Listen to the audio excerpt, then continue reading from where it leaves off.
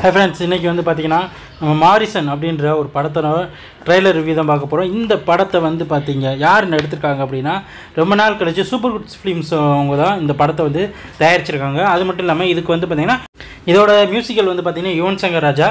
இதோட ஸ்பெஷல் என்ன அப்படின்னா, இந்த படத்தில் வடிவேலும் மறுபடியும் வந்து பாசில் அவர் பகத் பாசில் ரெண்டு பேருமே வந்து பார்த்திங்கன்னா நடிச்சிருக்காங்க.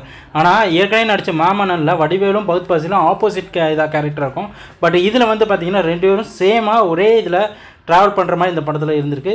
தென் இதோட ட்ரெய்லர் ரிலீஸ் பண்ணியிருக்காங்க. இதை எப்படி இருக்குது அப்படின்னா, கிட்டத்தட்ட நம்ம கார்த்திக்கும் அரவிந்த் சாமியும் நடித்த வெளியில் வந்து மெய்யழகன் படத்தில் வர மாதிரியே தெரியுது. பட் அதுலேயும் இதுக்கும் கதை ஒரே மாதிரி இருக்க வாய்ப்பில்லை. ஏன்னா ஒரு கட்டத்துக்கு அப்புறம் வந்து பார்த்திங்கன்னா பகத் பாசிலும் வடிவேலும் ரெண்டு பேரும் பயங்கரமாக சண்டை போட்டு அடிச்சுக்கிற மாதிரிலாம் காட்டுறாங்க.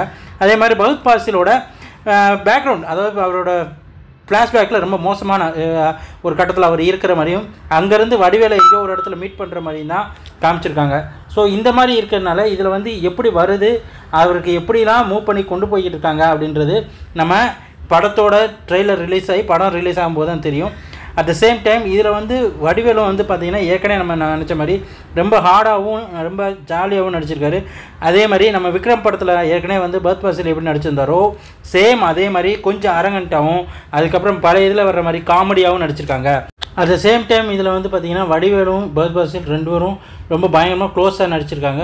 ஸோ இந்த படம் வந்து எப்படி இருக்கும், அந்த எப்படி போகுது அப்படின்றத படத்தோட ரிலீஸ்க்கு அப்புறம் வந்து நம்மளோட சேனலில் வந்து ரிவ்யூ பண்ணுறோம். ஸோ கண்டிப்பாக அந்த ரிவ்யூவை நீங்கள் பார்க்க மறந்துடாதீங்க. அது மட்டும் இல்லாமல் பகத் பாசிலோட சேர்ந்து இந்த படத்தில் ரொம்ப நாளைக்கு அப்புறம் கோவை செல்ல மேடம் நடிச்சிருக்காங்க. அவங்க வந்து இதில் வந்து ஒரு போலீஸ் அதிகாரியாக நடிச்சிருக்காங்க. ஸோ இதில் ஏதோ ஒரு ப்ராப்ளம் நடக்குது, ஏதோ பிரச்சனை நடக்குது. ஸோ அதை பேஸ் பண்ணி அதை கண்டுபிடிக்கிற கேரக்டர் அவங்க போலீஸாக நடிச்சிருக்காங்க. அந்த ட்ரெயிலோட லாஸ்ட்டில் வந்து வடிவேலை கீழே விழுகிற மாதிரியும் யாரையோ போட்டு பாசில் போட்டு அடிக்கிற மாதிரி சீன் இருக்குது. ஸோ அதுக்கடுத்து இவர் வந்து வெளியில் போகிற மாதிரி இருக்குது.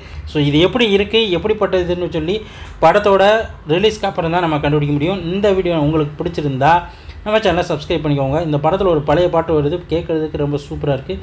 ஸோ இந்த ட்ரெய்லர் மிஸ் பண்ணிடுறாங்க. நன்றி, வணக்கம்.